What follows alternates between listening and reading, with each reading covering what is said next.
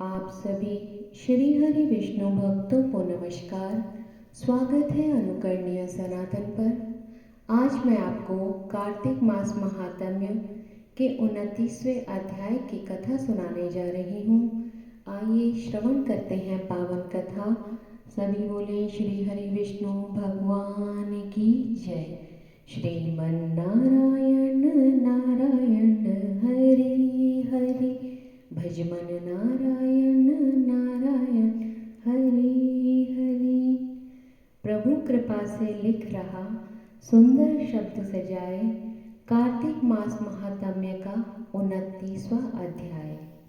राजा पृथु ने कहा, हे मुनि श्रेष्ठ, आपने कलह द्वारा मुक्ति पाए जाने का सारा वृतांत मुझसे कहा, जिसे मैंने ध्यानपूर्वक सुना।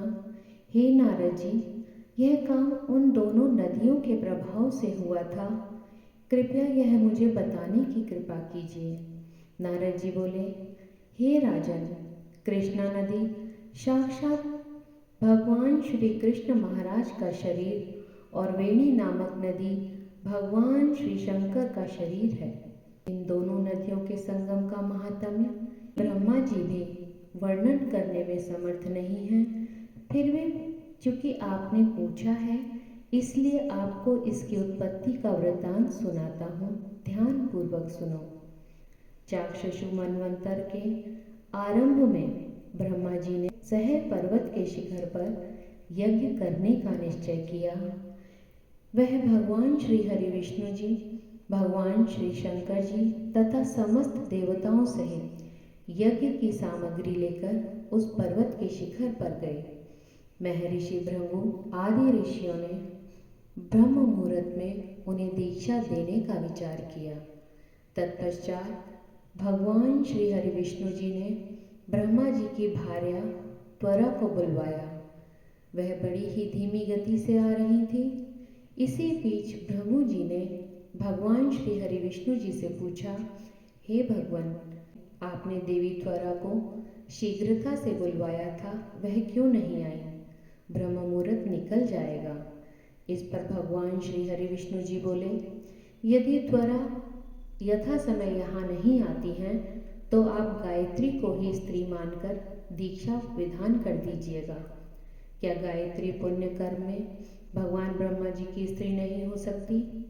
नारद जी ने कहा, हे राजन, भगवान श्री हरि विष्णु जी की इस बात का समर्थन भगवान शंकर जी ने भी किया। यह बात सुनकर भृगु ऋषि ने देवी गायत्री को ही ब्रह्मा जी की दाईं ओर बिठाकर दीक्षा विधान आरंभ कर दिया। जिस समय ऋषिमंडल गायत्री को दीक्षा देने लगा, उसी समय त्वरा भी यज्ञ मंडल में आ पहुंची। ब्रह्मा जी के दाईं ओर गायत्री को बैठा देखकर ईर्ष्या से कुपित होकर देवी त्वरा बोली, जहाँ अपूज्यों की पूजा और पूज्यों की अप्रतिष्ठा होती है, वहाँ पर दुर्भिक्ष, मृत्यु तथा भय तीनों अवश्य हुआ करते हैं। यह गायत्री ब्रह्मा जी की दाईं और मेरे स्थान पर विराजमान हुई है, इसीलिए यह अदृश्य बहने वाली नदी होगी। आप सभी देवताओं ने बिना विचारे इसे मेरे स्थान पर बैठा दिया है, इसीलिए आप सभी जड़ रूप नदियां होंगे। नारद जी राजा पृथु से बोले, हे राजन, इस प्रकार त्वरा के श्राप को सुनकर गायत्री क्रोध से आग बबूला होकर अपने होंठ चबाने लगी। देवताओं के मना करने पर भी उसने उठकर देवी त्वरा को श्राप दे दिया। गायत्री बोली, त्वरा, जिस प्रकार ब्रह्मा जी तुम्हारे पति हैं, उसी प्रकार मेरे भी पति हैं। तुमने व्यर्थ ही श्राप दे दिया, इसीलिए तुम भी नदी हो जाओ। तब देवताओं में खलबली मच गई। सभी देवता त्वरा को साष्टांग प्रणाम करके बोले, हे देवी, तुमने ब्रह्मा आदि समस्त देवताओं को जो श्राप दिया है वह उचित नहीं है, क्योंकि यदि हम सब जड़ रूप नदियां हो जाएंगे तो फिर निश्चय ही यह तीनों लोक नहीं बच पाएंगे। चूंकि यह श्राप तुमने बिना विचारे दिया है, इसलिए श्राप तुम वापस ले लो। त्वरा बोली, हे देवगण, आपके द्वारा यज्ञ के आरंभ में भगवान श्री गणेश पूजन न किए जाने के कारण ही यह विघ्न उत्पन्न हुआ है। मेरा यह श्राप कदापि खाली नहीं जा सकता, इसलिए आप सभी अपने अंगों में जड़ीभूत होकर अवश्यमेव नदियां बनोगे।